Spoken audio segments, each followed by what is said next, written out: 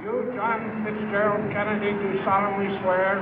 I, John Fitzgerald Kennedy, do solemnly swear. That you will faithfully execute the office of President of the United States. That I will faithfully execute the office of President of the United States. And will, to the best of your ability. And will, to the best of my ability. Preserve, protect, and defend the Constitution of the United States. Preserve, protect, and defend the Constitution of the United States. So help you God. So help me God.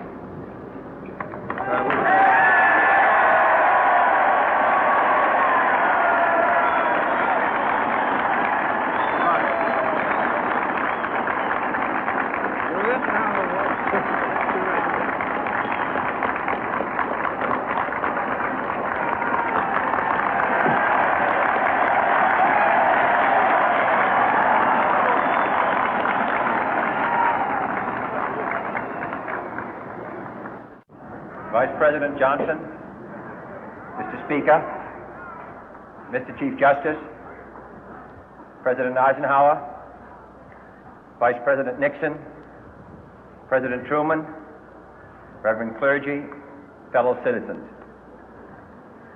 We observe today not a victory of party, but a celebration of freedom, symbolizing an end as well as a beginning, signifying renewal as well as change. For I have sworn before you and Almighty God the same solemn oath our forebears prescribed nearly a century and 3/4 ago.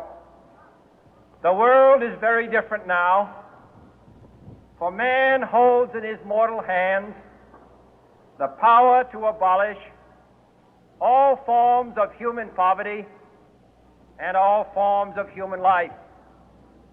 And yet the same revolutionary beliefs for which our forebears fought are still at issue around the globe.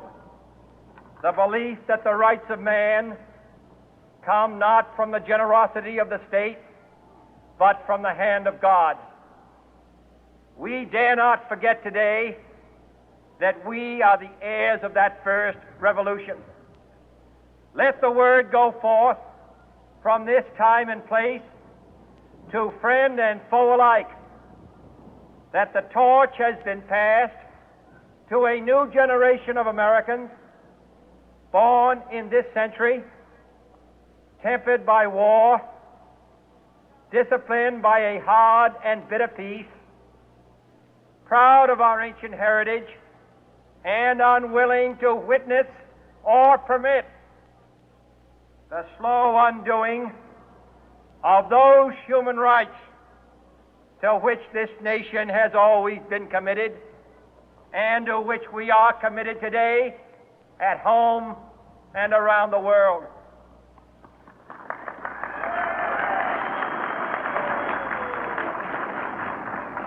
Let every nation know, whether it wishes us well or ill, that we shall pay any price, bear any burden, meet any hardship, support any friend, oppose any foe to assure the survival and the success of liberty.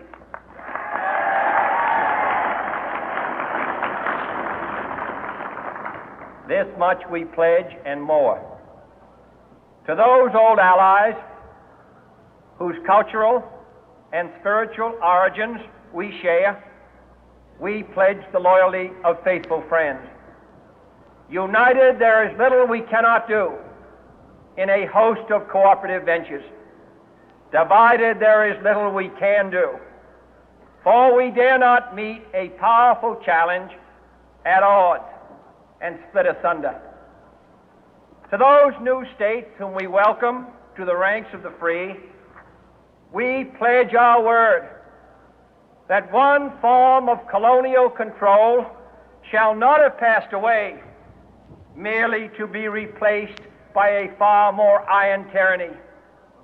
We shall not always expect to find them supporting our view, but we shall always hope to find them strongly supporting their own freedom, and to remember that in the past, those who foolishly sought power by riding the back of the tiger ended up inside.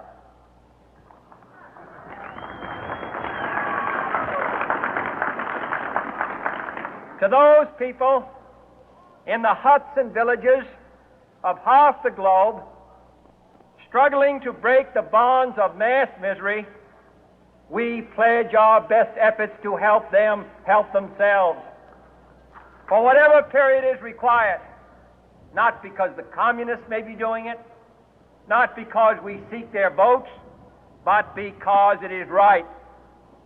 If a free society cannot help the many who are poor, it cannot save the few who are rich.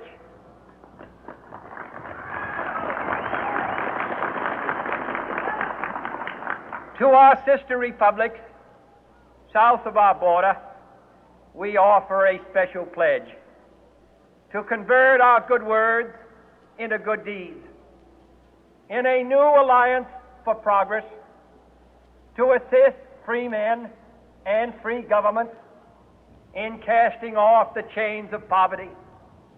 But this peaceful revolution of hope cannot become the prey of hostile powers. Let all our neighbors know that we shall join with them to oppose aggression or subversion anywhere in the Americas. And let every other power know that this hemisphere intends to remain the master of its own house.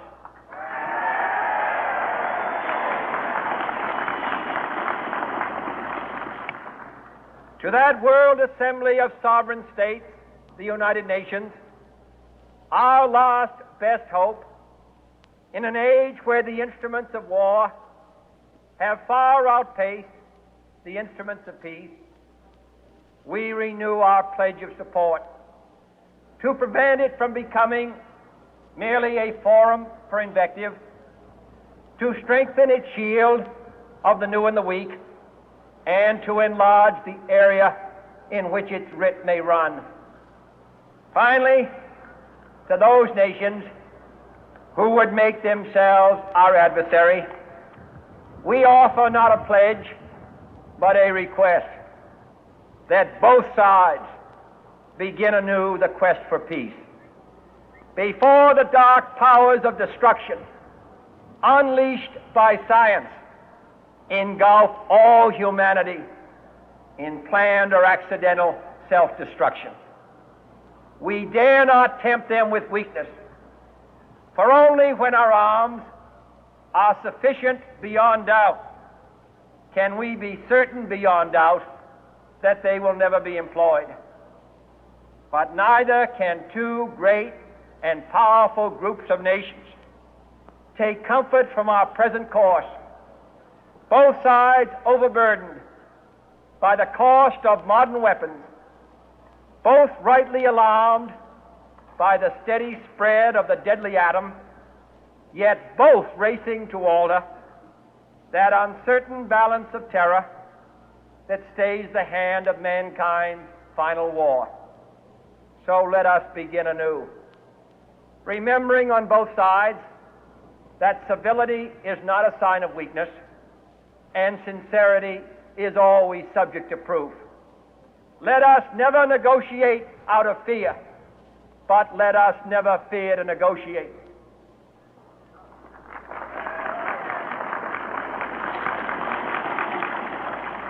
Let both sides explore what problems unite us, instead of belaboring those problems which divide us. Let both sides, for the first time, formulate serious and precise proposals for the inspection and control of arms, and bring the absolute power to destroy other nations under the absolute control of all nations.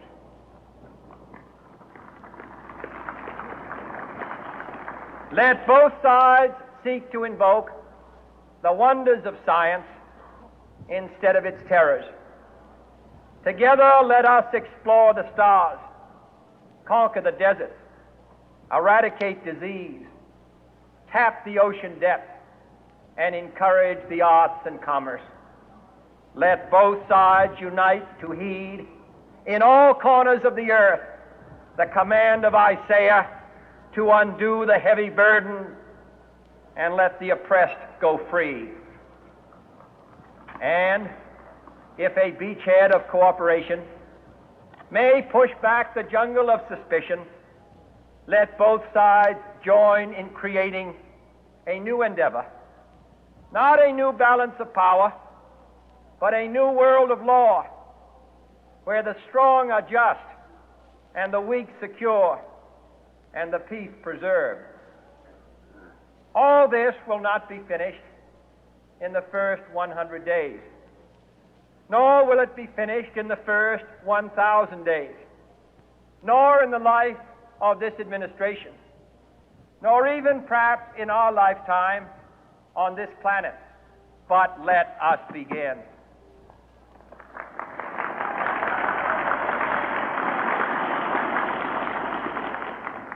In your hands, my fellow citizens, more than mine, will rest the final success or failure of our course. Since this country was founded, each generation of Americans has been summoned to give testimony to its national loyalty. The graves of young Americans who answered the call to service surround the globe. Now the trumpet summons us again, not as a call to bear arms, though arms we need, not as a call to battle, though in battle we are, but a call to bear the burden of a long twilight struggle, year in and year out, rejoicing in hope, patient in tribulation, a struggle against the common enemies of man, tyranny, poverty, disease, and war itself. Can we forge against these enemies a grand and global alliance, north and south, east and west, that can assure a more fruitful life for all mankind? Will you join